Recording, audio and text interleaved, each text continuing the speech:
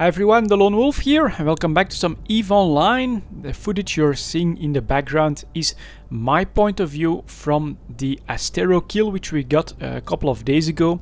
If you want a live commentary, I'll give you guys a link to the video on Katsu's channel.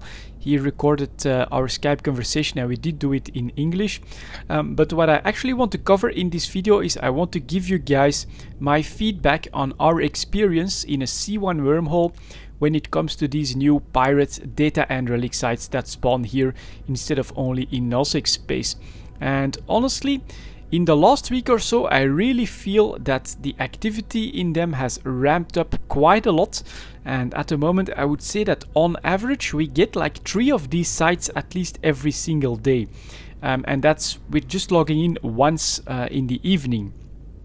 Because in the last weekend, I also noticed that player activity plays a huge role when it comes to the respawn rate of this stuff. We logged in like maybe 3 or 4 times during the day, a few hours apart, and every single time we had 1 or 2 new relic or data sites that had spawned in. So I think that there's quite a lot of them, they're being run quite a lot, and so if you find a good wormhole that's not been run lately, I think you can actually score pretty damn big in these sites, especially the relic site. So far, the best relic site I've come across has netted me more than 90 million in loot from a single relic site, so they are quite lucrative as well.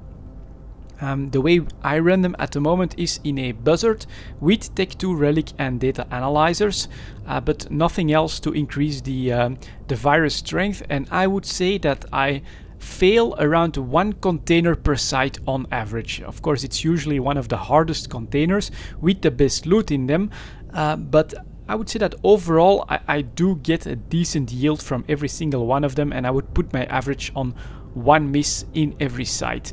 I think I could improve that with a fully specialized fit towards virus strength. I do think I could get every single container in these relic and data sites, and as I've said, the money is not bad at all. When it comes to content, as you can see right here, we already have 2 PvP kills from these sites in just the 2 weeks that they've been deployed, and it's not like we're hunting that all the time, you know. From time to time when there's nothing else to do, yeah, sure, we'll camp one of these sites when there's more people online, but this is not like an activity that we really focus on, and to get 2 nice kills from that I think is not bad numbers wise in just these 2 weeks. And if you feel bad about the people that are getting destroyed here, I would say don't. This is actually an awesome activity. I would say because they are in C1 to C3 wormholes, this is very, very accessible. Compare that to the nullsec sites where you actually have to go through gate camps through the bubbles in an aligned space. This is much more accessible. You can scan a wormhole from highsec, check it out. If you do some good scouting, you'll know if there's activity or not.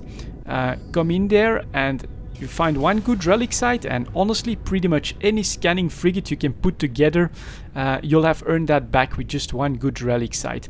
Now this Astero over here is a little bit of an exception because it is an Astero with faction probe launcher and faction probes, so it was worth like over 90 million, which is maybe a little bit much to earn back in a single relic site, but there are cheaper alternatives that you can basically earn back from 1 successful run inside a wormhole.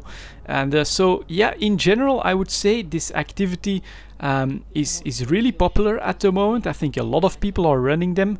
At least that's my experience from the respawn rates during the last weekend, and they're a lot of fun to do, very lucrative. There is some PvP action to be had in that as well, so I think it's an awesome idea that CCP went and brought these to the C1 to C3 wormholes, and I'm sure we love it. Absolutely, they've increased the value of this wormhole almost exponentially. So yeah, there you go guys, a quick rundown of our experience with these new sites in a C1 wormhole. Thank you very much for watching, and I'll see you all next time.